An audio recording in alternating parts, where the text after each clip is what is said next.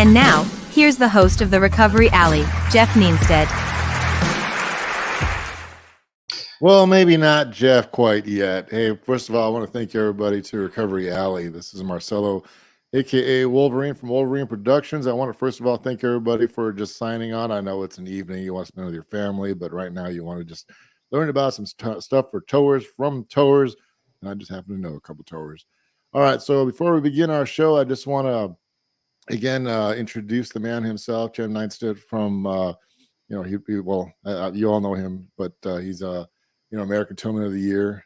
Very proud to say that. He's a close personal friend, brother, as well as I want to thank Southwest Towers for giving us the opportunity to give this show. So without further ado, I'm going to bring in the man himself, Jeff Neinstein. Hey folks, it's Jeff with Southwest Tow Operators Recovery Alley. I want to thank everybody for coming in, and the first show we got a couple of really good people on the show. We were asked to go to Oklahoma to help them with interim study on their move over law. They had lost their mandated speed in the slow down portion, and we're going to have Mac Parks with Red Bears Towing. He's also a member of the Oklahoma Record Owners Association, along with Dustin Horn. He's one of the legislative guys. He's the guy up at the Capitol going after the bills. He's with the Oklahoma Record Owners Association. And we're really lucky to have State Representative Neil Hayes. He's the one that started getting all this stuff working to get the bill passed. So real quick, if we can get Mac on. All right, Mac. Man, first of all, I want to tell you thank you. For the phone call. I mean, you heard what was going on next to me. My daughter's fixing to get married, but I've got this duty in my head, and it was an honor to come out there and help y'all out with this stuff. And I'm truly humbled that you called on Southwest Tow Operators and myself. So let's get to the nuts and bolts. So Mac, why did you go after this? Man, this is a deep rooted issue with us. In November of 22, John Mills was one of my drivers. He was struck and killed on the roadside, after that happened, I always paid attention to it before, but after that happened, you turn hyper focused on the issue. What can I do? What did I do? What didn't I do? What can we do as an industry? What can we do as a team to stop this? And we started looking through legislation. We had a very weak slow down move over law. We had a slow down move over law that said you must move over, you must slow down, but it didn't say anything about punishments or fines or how much or when or how. So I got with my representative in my area, which is Representative Neil Hayes, and we started working on it. I think 2 or 3 days afterwards, right when he was elected. And so I think we've got Neil here. If we can bring Neil in with Mac, that'd be great. Hey, Representative, I know you're busy right now, and I really appreciate you taking the time. It's like I told Mac, I want to thank you for the invitation to Oklahoma, and I really hope Texas did a good job for you up there. So you filed the new bill, right? Yes, sir. For this year. So, it was kind of crazy. When we got up there, I was listening to the chatter and everything. And, we got the state trooper blew my mind. He blew my mind. So I know that Mac is one of your constituents. What were your thoughts when Mac came to you and said he wanted to do this? Well, like Mac said, I mean, you just recently got elected a couple of weeks prior, just got sworn in 3 days before it happened. Your head's kind of spinning as a newly elected official, not having served before. But again, once you hear about it, how can you not get involved? I mean, it's a travesty that it happens almost, weekly, if not more frequently than that across the United States. I mean, it just happened to us again a couple of weeks ago when the pro tem of the Senate, his son and an officer got hit on the side of the road and spent the rest of the afternoon in emergency surgery and is still in the hospital as we speak. This is just something that has to be addressed nationwide.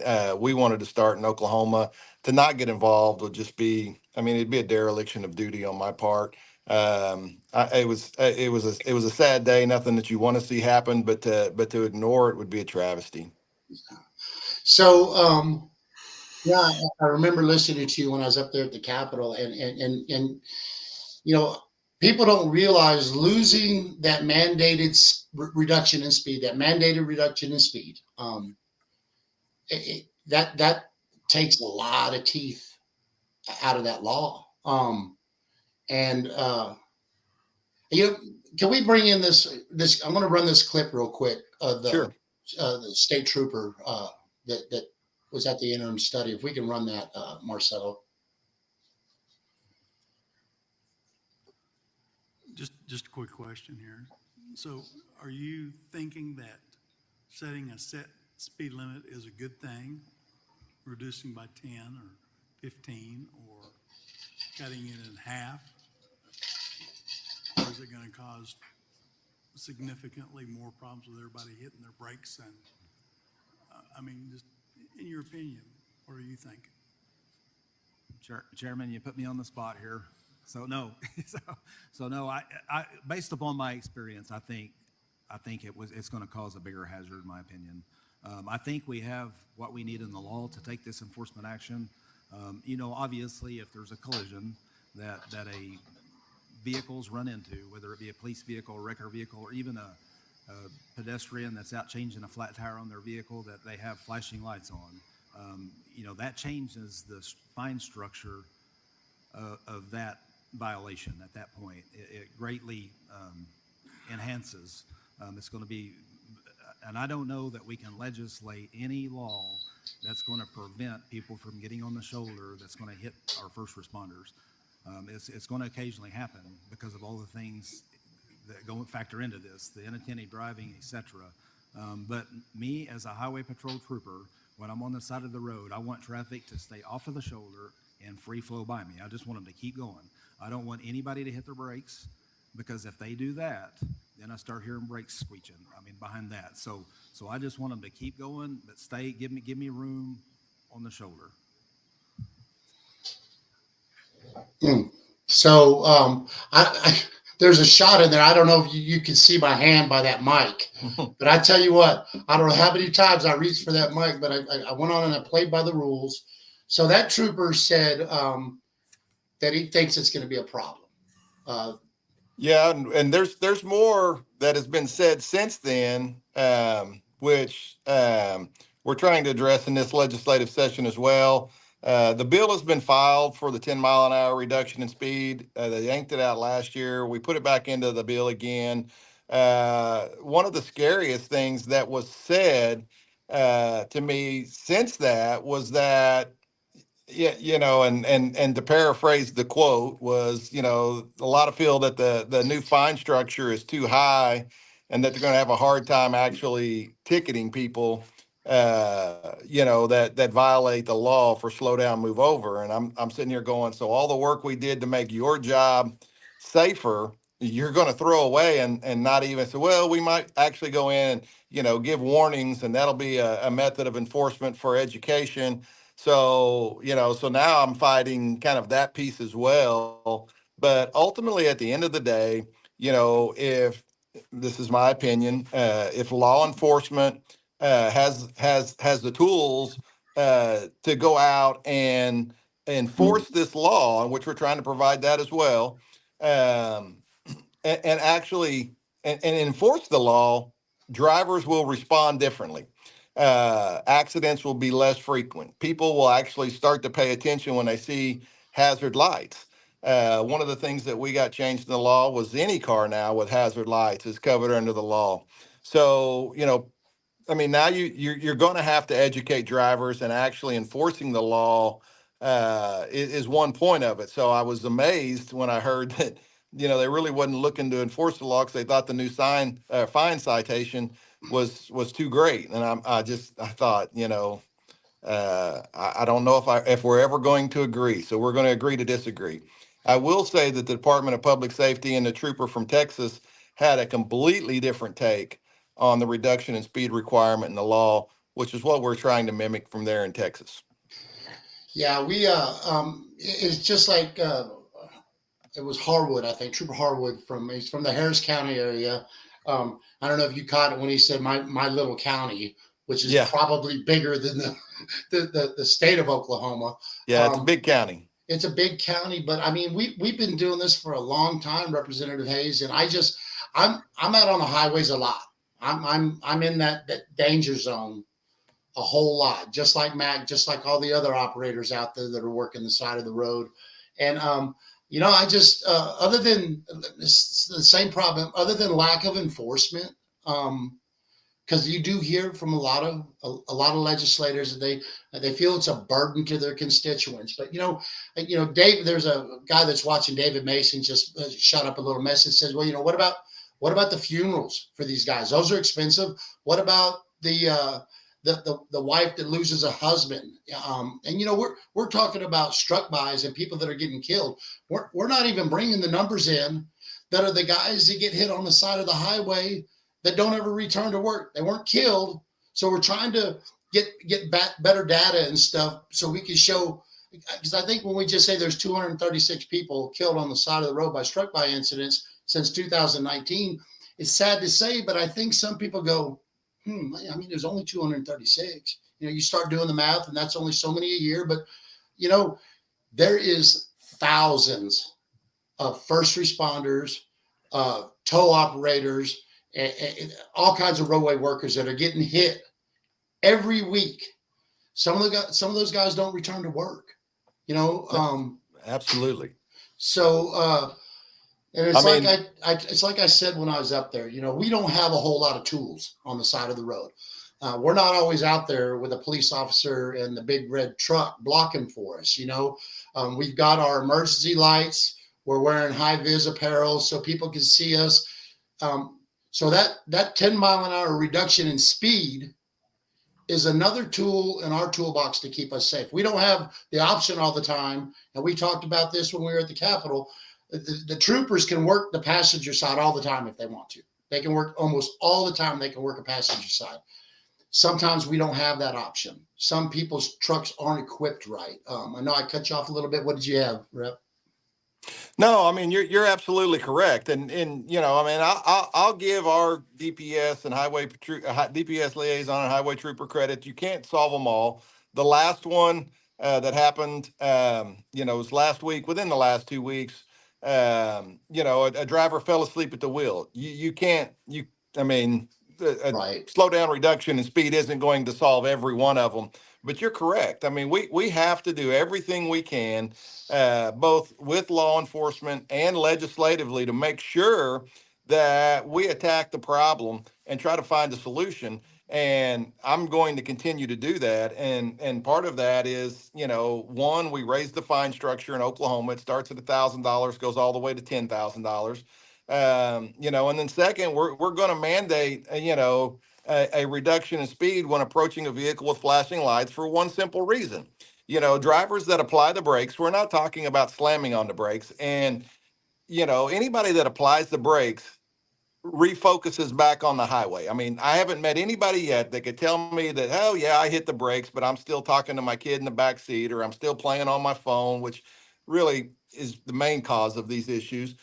But once you actually apply the brake, you tend to focus back on what's going on in front of you while you're driving. And that's the whole goal. And if he wants to state that it's going to cause a chain reaction to unattentive drivers farther back, my thing is an unattentive driver is the problem to start with. So you're ignoring a solution, that is the problem. Yeah. So, it's to me, it's a flawed thought process, but we still have to overcome it. And that's what we're going to try to do this legislative session that starts in a couple of weeks. Cool.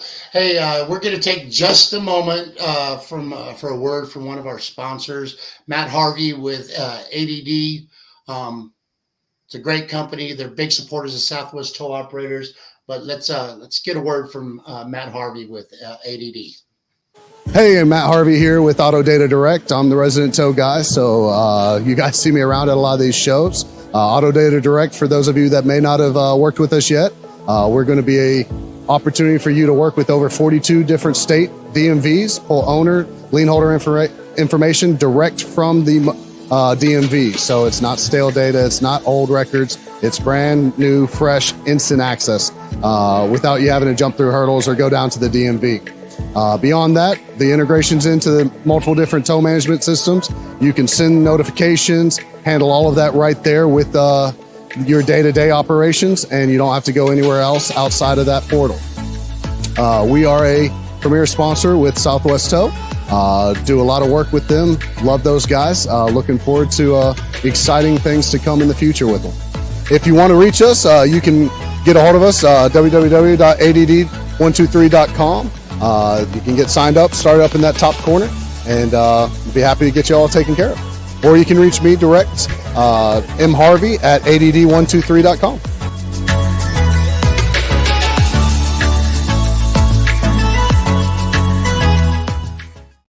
Hey, welcome back, everybody. And again, I appreciate everybody that's coming out to the show tonight. It's our first episode. This was really cool. We need to remind everybody, towing associations are important. I would have never had the opportunity to go to Oklahoma and help them out if I wasn't a member of a towing association. So it's really, really important. Get involved with your towing association. Get to know your legislators. They're going to be your best friend when this stuff happens. And Marcelo, can we go on and bring Dustin in with us also? Hey, Dustin, how you doing? Good. Hey, this is Dustin Horn. He is also with the Oklahoma Record Owners Association. He's one of their legislative guys. He goes to the Capitol and stuff. And I urge everybody, like I said, get involved with your towing association. Go to the Capitol with them. Testify, vote. You've got a voice and you can make things happen. But you can't make things happen unless you go. So Justin, you've been with the Oklahoma Records Association for about 4 years, right? Yes, sir. Did you start out with the legislative stuff, or did you just kind of get moved into that position? I got moved into it with my contacts, and I was really intrigued in how laws get made and get pushed through. So it was something I wanted to follow with, and something I kind of thought I would enjoy, and it's been a blast so far. I know. Mac talked about John Mills in the beginning, but I mean, how did this all start coming together, Dustin? Man, you get the dreaded text message you never want to get, driver down, and you don't realize the severity of it until it hits home. And I didn't know Mac really well at the time.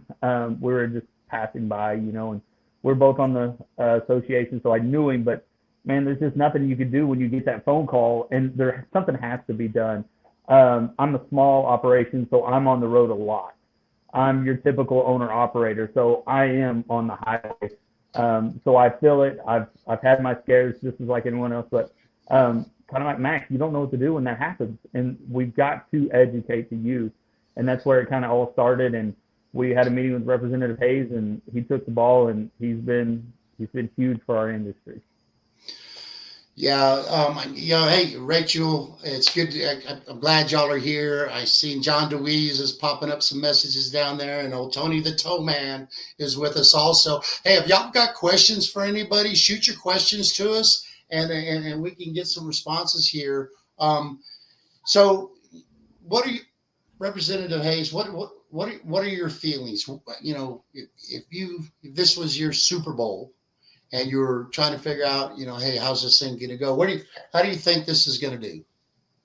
Well, as with anything, passing laws is not meant to be easy. For everybody that thinks it's a good idea, there's always going to be somebody that thinks it's a bad idea. Unfortunately, you can't shake common sense into everybody. So, I mean, how do I think it's going to go? I don't know. Really, the wild card just came when the leader of the Oklahoma Senate, his son, was involved in a traffic accident where somebody did not slow down and move over and hit both the officer and his son and sent them both to the hospital. that changes everything. So, but again, to tell you how I think it's going to go, to assume that he's just going to be entirely supportive would probably be, you know, naive, but to think that he'll be more supportive now that he's got, an experience, in his family with this, you would expect him to be more supportive. I know the conversations are going to be had based on that accident.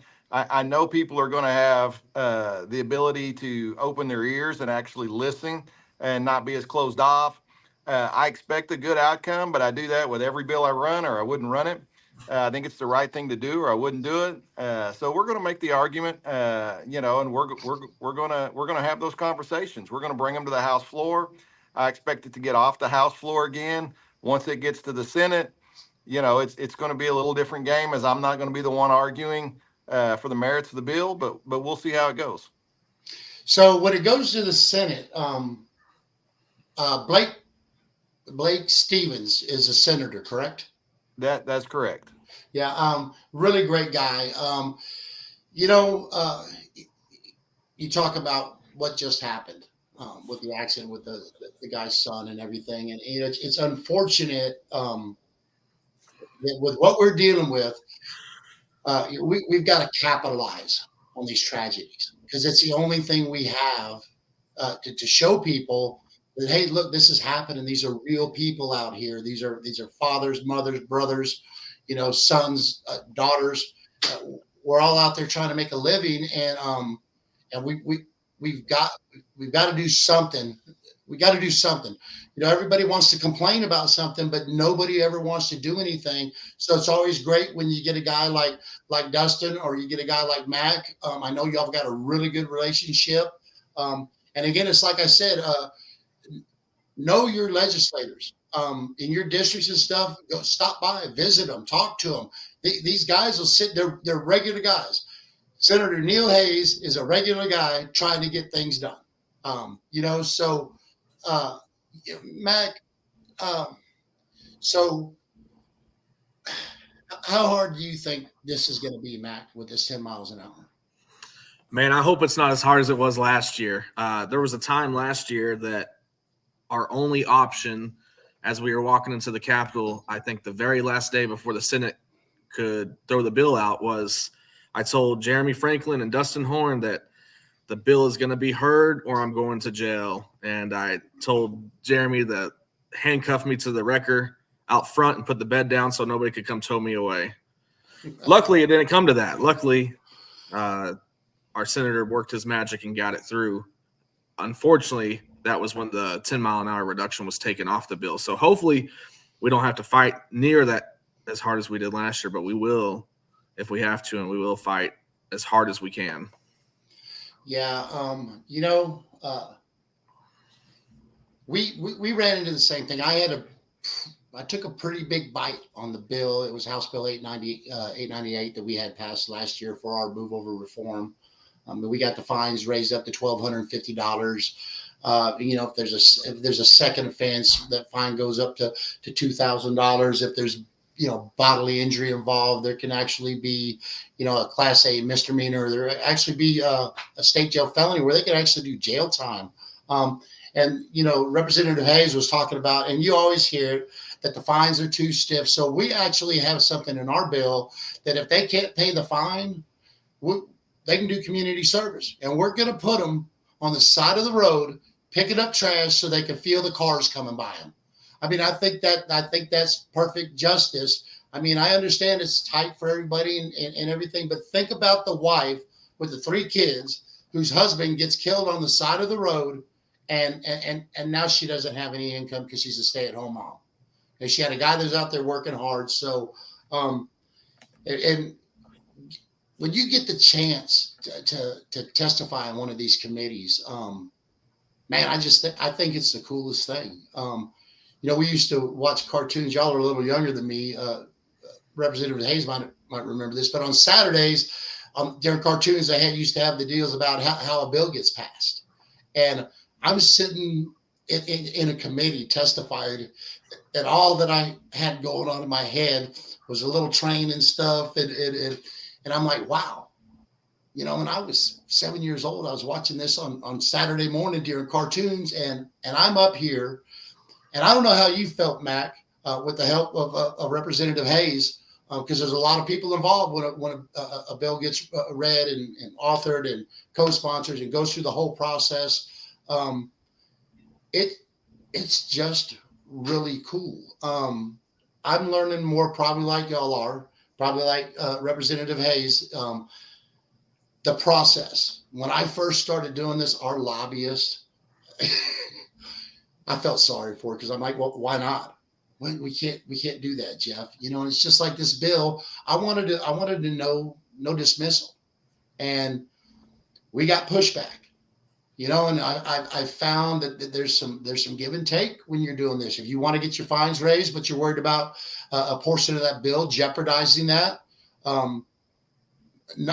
not like a 10-mile-an-hour reduction in speed. I think it's crazy to pull that out, but you pull that out and you go back after it the next year. It's just a tough deal, and without people like you, Mac, and Dustin pushing this legislative stuff, because how many members do you have in your association? Just shooting from the hip.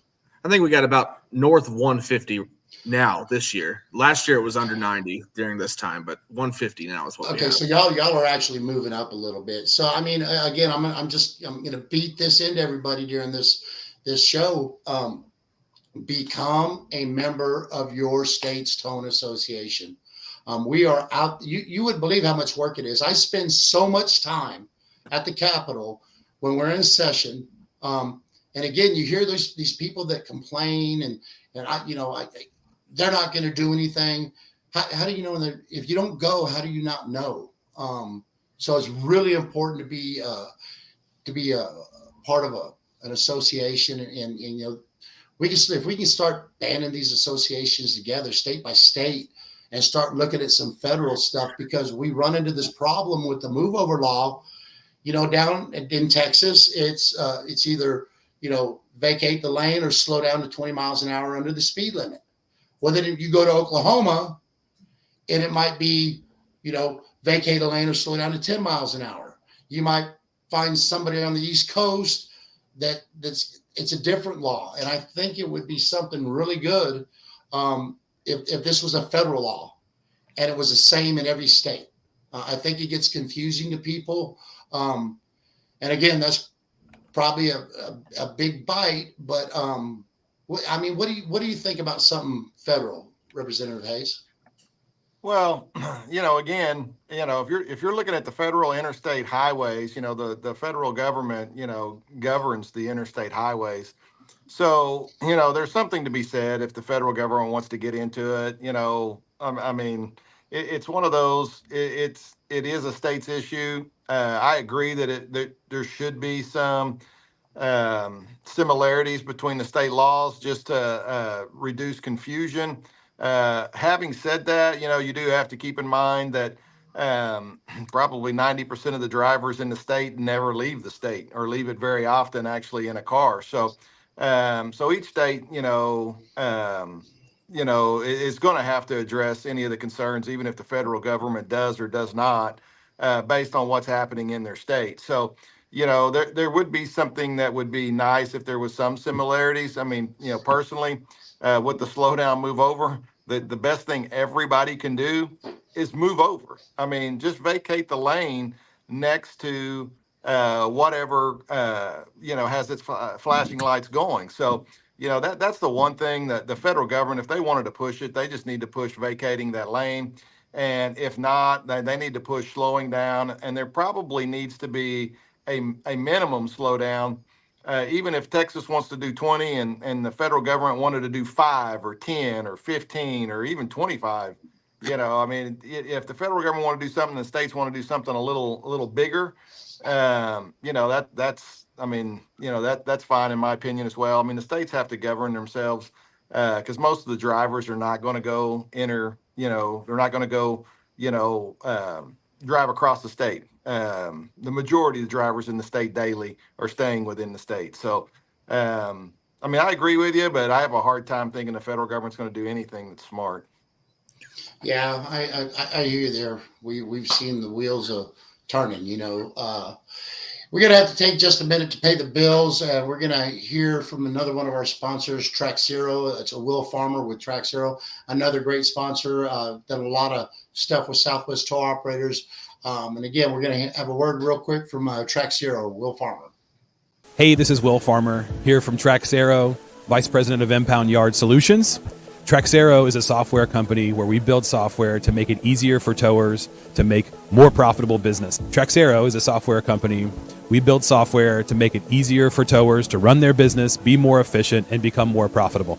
We have a towing management solution with 5 different softwares that we run there, from Dispatch Anywhere, Tops, Omadi, Into, and Tracker. We've built a fully integrated suite of products to be able to accept payments through that system, going through budget GPS and tracking with cameras. And the business continues to integrate all the way through lien and mail processing. And then finally, we have an auction solution. Online auctions, live auctions, we're able to facilitate those for customers. And we're really proud to be sponsors of the Southwest Tow Operators. We've had a great time here at the show. You can find us online at traxero.com. We'd love to talk to you more about our software.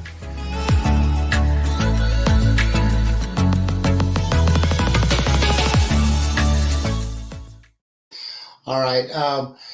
Representative Hayes, I know you're busy. I want to thank you for taking the time, spend some time with us on the show, answer some questions, tell us your thoughts and stuff.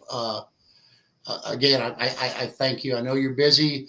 Yeah. I look forward. No, I'm happy to do it, Jeff. I mean, you did us a great service. You helped us engage, in our interim study. You helped carry the information to the next level. We're going to fight for it again. If you need me, happy to come on. I just happen to be caught up in a county GOP meeting that's lasting a little bit longer as our state committee meetings are coming up. So I thought this would be over by 7, but it's probably going to go to about 8:30. So I apologize for having to get off. I appreciate you having me on. If I can help you with anything, don't hesitate to call me. Happy to help anytime. Great. I appreciate it again, and stay safe out there, sir. Thank you, sir. I'll keep you updated with the session as it goes on. I appreciate it. So, Dustin, let's see. You're a proud father of 4 boys? Man, yeah, they keep me on my toes for sure. No doubt, no doubt. So, we all have our story. When back in 2015, my son, he's a heavy duty driver, was in Floresville, Texas, attempting to hook up to a truck. He had actually stepped out of his wrecker to go make contact with the driver of the truck when he was. So luckily, my son was fine, but he was hit by a fully loaded crude tanker that totaled out the first heavy I ever got. And it's that phone call you get, and it's my son. He's dad, I got hit, and my truck is totaled. I'm like, I don't care about the truck. Are you okay? Yeah, but my truck. And until I could get on scene and just, it was hell. It was a 35-minute ride for me. It was the longest 35 minutes of my life. And that's, my son calls me on the way out, and there was a sheriff from the county out there that made the scene of the accident. Of course, because it was a commercial vehicles, DPS was on the way. And he told my son that he was at fault. We've been incorporated in the move over law since 2011, and I've got a sheriff's deputy that doesn't know the law. And of course, when DPS showed up, they got everything cleared up real quick. But that's when I realized we had a problem, man. We had a big problem, and I'll take on anything. So I said, I'm going to try to do something. And luckily enough, Southwest Tow Operators contacted me, and they helped me get my first bill passed. It was a blue light bill. I think it's House Bill 61 in 2019, where we could run blue flashing lights to the rear while we're actively working on the roadway. That was another tool that we got. But again, we go back to this association. If it wasn't for Southwest Tow Operators, I wouldn't have got it. I wouldn't have got it. So you were talking earlier. You're still in a truck, Dustin. You're still in the truck. You're in the ditch. I mean, how many I mean, you got a close call that you can tell us about? Yeah, it was actually about a month or two ago. We had a wreck northbound, and they were cutting the top of the truck open. And during that, there was some rain, and we had a car come southbound, and went in the center median. And so, of course, now we got traffic north and south on I-35, which is 2-lane interstate or 4-lane interstate. The trooper asked me, said, "Hey, go get that guy out of the center median." Like, all right, no problem. So I whip around, so everything northbound is backed up, and man, our fire department is spot on. They're great guys, and so I go around and do the U-turn and go southbound, and I hooked up to him like, "Snacks, well, man, thank goodness I have a remote now. If you guys don't have them, you need them." But I was remote, and the gentleman was in the car, and he was driving it, and I was winching it out, and about the time he couldn't hear me anymore, so I took a step, and about that time you hear the rumble strip, and here come a car, and man, I could have reached back and touched it. It hit my cable, ripped the cable out of the spool, I cut the bumpers in half. I lay down face first, playing it in the center median. I look up, one of the firemen's throwing up. Here comes a trooper running over there. Next thing I know, he pulls me, says, "You okay? You okay?" And my wife's still mad. I didn't tell her about it. One of the firemen told his wife, so they told her. So now she's on me pretty good. But I mean, that just happened, 2 months ago. So it's nerve-wracking for sure. Yeah, Matt, I don't. You're not. Are you still in a truck much? As needed. This last week in Oklahoma, we got hit pretty hard, so we were out there all day long. We've grown to a size that I'm more administrative than anything, but as needed. So what? You had any close calls out there? I know the tragedy with John Mills. These things are entirely preventable. They're entirely preventable. But I know you've got to have a story. I know you've got to have a story about being out there and just lucky enough to get out of the way or walk away.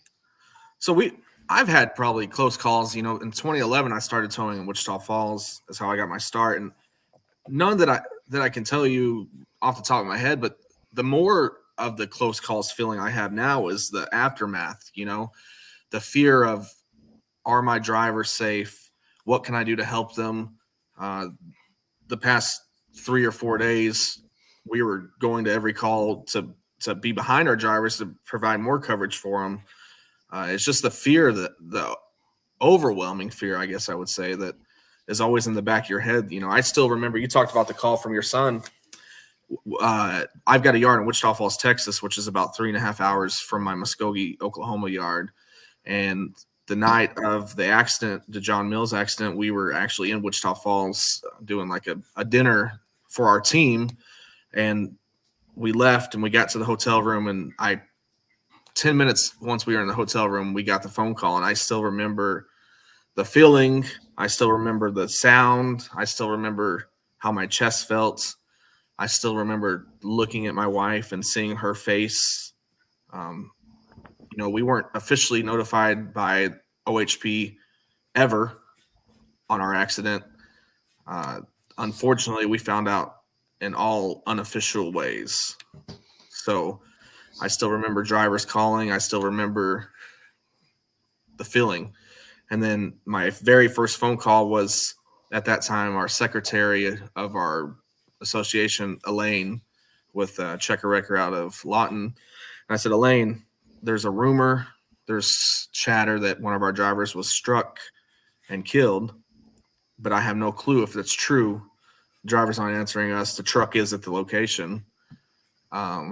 So she was able to get to somebody on that fire department, and they confirmed he was. I said, "What do I do? I don't know what to do,"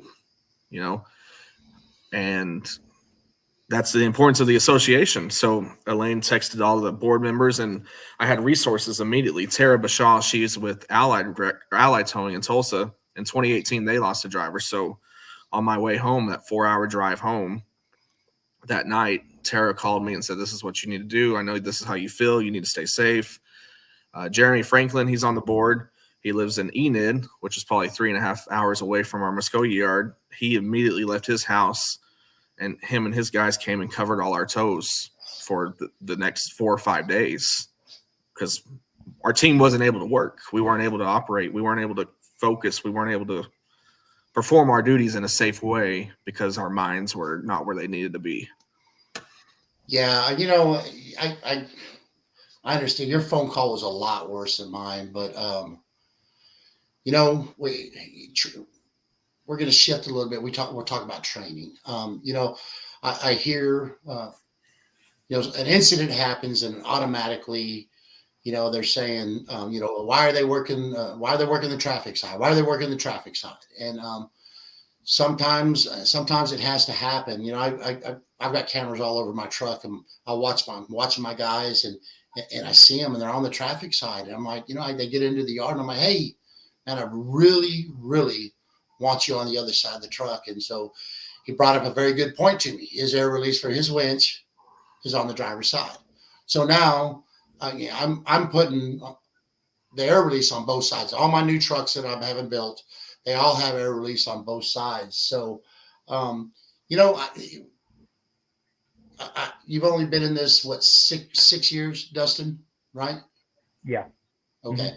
I wasn't sure if it was that's how long you'd owned your company or how long you've been in. I mean, so you have a routine when you get on scene, right? What is your routine? Man, first of all, you got to look in the rearview mirror and make sure you can get out. That's the number one thing. But it depends if you're going on a typical impound or a crash scene.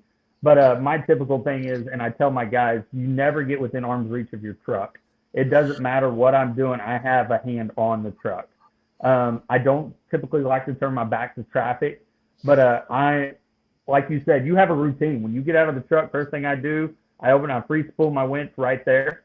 And then I walk back to the scene to see if it's released for me, because a lot of times our troopers aren't done with the information or whatever the case may be. They say, yeah, load it. And then I try my best, like you said, to do everything from the passenger side. And on my new guys, I make them learn from the passenger side, because we're creatures of habit. And just like anybody else, you learn from the driver's side, because most of the time on them older trucks, that's where the controls are, and I had older trucks until here recently, but all my guys work from the passenger side. But as far as routine goes, you just try it. The more training I've gotten from Michael Estrada with our association, he opens your eyes a lot. Even if you send drivers, it's good to go sit down in that training. But to answer your question on routine, my biggest thing is I never get further than an arm's reach away from the truck. I really, really stress that with my guys. Yeah. Yeah. Training's a big thing. It's a big thing. Another reason to, join your state towing association. There's all kinds of training available to you. We're going to come back. We're going to talk about training a little bit more. We're going to pay the bills again, and then little spot for one of our sponsors, Josh Witzel with DFW Equipment. He's the NRC dealer here in Texas. And I don't know anybody out there running NRCs, but I'm going to tell you what, it's a solid truck. But here's Josh with DFW Truck. Alrighty, my name's Josh Weitzel. I own DFW Truck and Equipment, and we've been building NRC records for about 20 years. We're located out in East Texas on Interstate 20. We're just building a new facility. We'll be in by the end of August. You can reach us at dfwequipment.com, or our office number is 972-278-0066.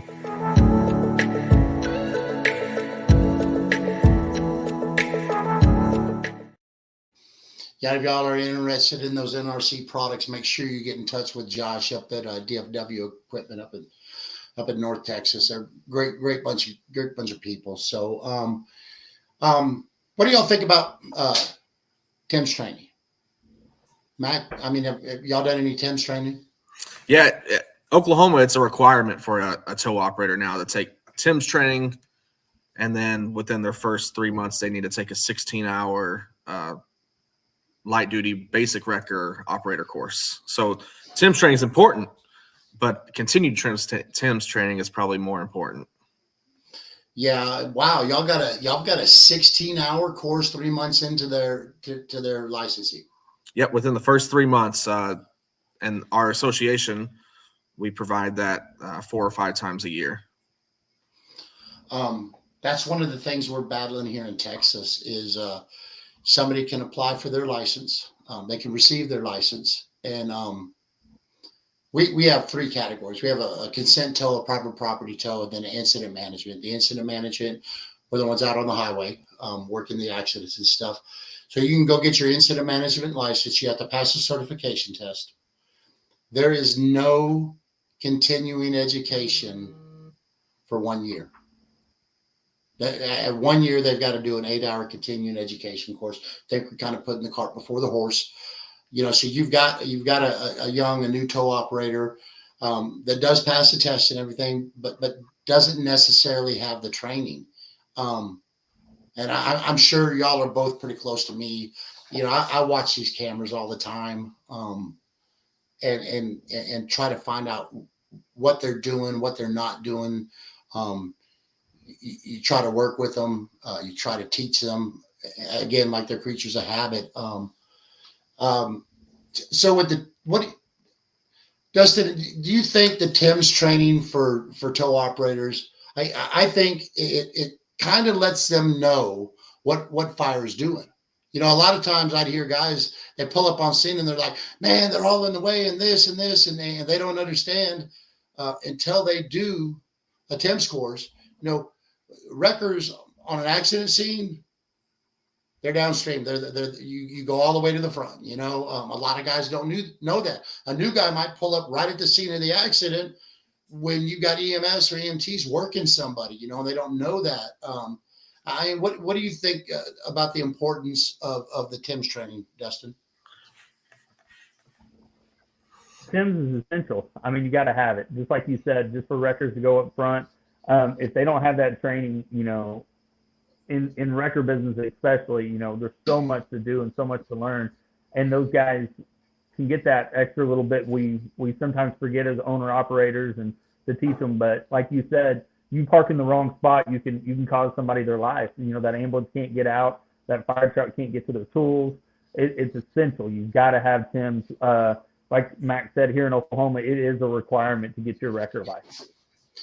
Yeah, and I got John DeWeese is here with us watching the show, and he made a comment. Some of these new guys, when they do get on scene, they stop, and they're actually stopped in a live lane, and they don't realize it. And a lot of guys think when they get in a tow truck, because they get on scene and they've got lights, they're not like fire, they're not like law enforcement, they're not. I respect it a little bit, but I mean. That's why this training is important, man. You got to get out of the danger zone. It's really important to have this training.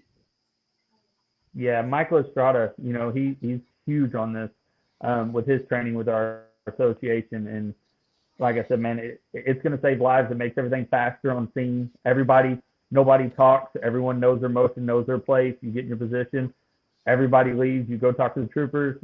He'll let you know what's going on, and then you kind of sit there, wait, get in the truck, and ambulance rolls out. It's time to get to work. Hope they stay. Which, man, we're blessed in our area. I mean, my fire department, I cannot rave about it. We work 2 counties down here in Oklahoma, and I have some of the best firemen. But they come to our training. I've paid for them to come to our training, and they've been to some of our record training, so they know and see the things that we battle with on the side of the road. We had a fire truck hit back in December. Actually got rear-ended, blocking a lane of traffic. So they see it too. So they know the importance of slow down, move over. Yeah, we, so I don't know if you've seen it in the PSAs I've done, but I did a huge PSA back in 21, right when COVID hit. And I'd been talking to some of the local fire departments and stuff about getting some help with it.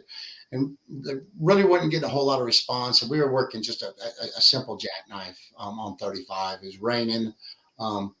And no need for me to be out there. And then all of a sudden my phone rings, and it's one of my guys. And he says, "Hey, man, I think you need to get out here." And I said, "What's going on?" He goes, "Man, their ladder truck just got plowed by a tractor trailer." So I went on and I made scene. And well, I'll tell you what, how things change. I looked at one of the battalion chiefs and I'm like, oh, I'm not gonna have a problem getting y'all to help out with this P. I don't know, you're not, Jeff. He says, get with me next week. But just people don't realize it. Nobody's immune to it, and so that we've got these fire departments that are putting these $1 million apparatuses just to save everybody's lives. I don't know. We had a year or two ago up in North Texas towards you, Lubbock. There's I don't know how many, Dallas. They were just getting apparatuses were getting taken out almost every day. It'd be great to be able to have an attenuator on every scene. Trying to keep you safe, but we got a long ways to go, guys. We got a long ways to go. I hope you got a lot of fight in you. I know I could see the passion with Mac. And it's again, I want to thank y'all for making that phone call, Mac. Allowing me to come up there and try to be a part of your solution up there. So we're getting ready to wrap this thing up. I really appreciate y'all being on. And again, Representative Neil Hayes with Oklahoma, great guy.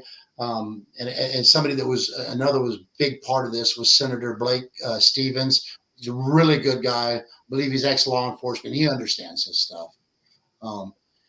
So Mac, I want you to stay in touch with me. I want to know how this goes, and maybe we'll do a follow-up on this after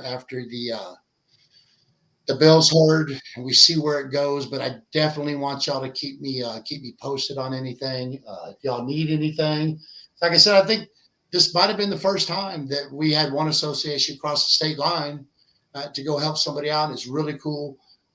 Again, be a part of your association. Know your legislators. These associations need members. A lot of people think that we do this out of the kindness of our heart, and we do this because of the passion we have inside us. But it does take money. It does take money to do this.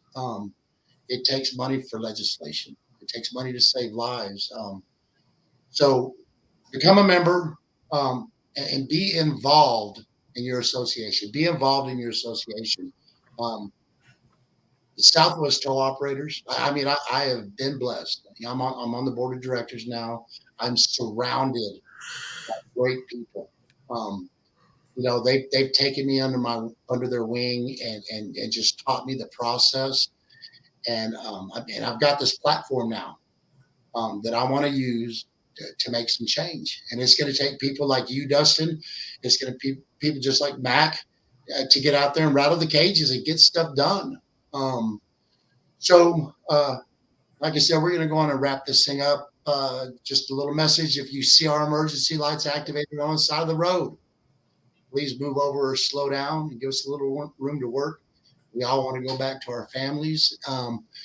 And we're going to close this out again. I appreciate y'all coming on with our last sponsor of the evening, Tom Pards with Haas Alert. We talked about this up in Oklahoma. This is a huge safety device. It's not the silver bullet, but I urge anybody that wants to keep their operators safe, I urge them to get in touch with Tom Pards with Haas Alert. It's not a high pressure deal. Give Tom 15 minutes. Spend $1 a day per truck to keep your operators safe. So real quick, thank you again, guys. A word from Tom Pards with Haas Alert. Tow trucks and first responders that are operating on the roadway.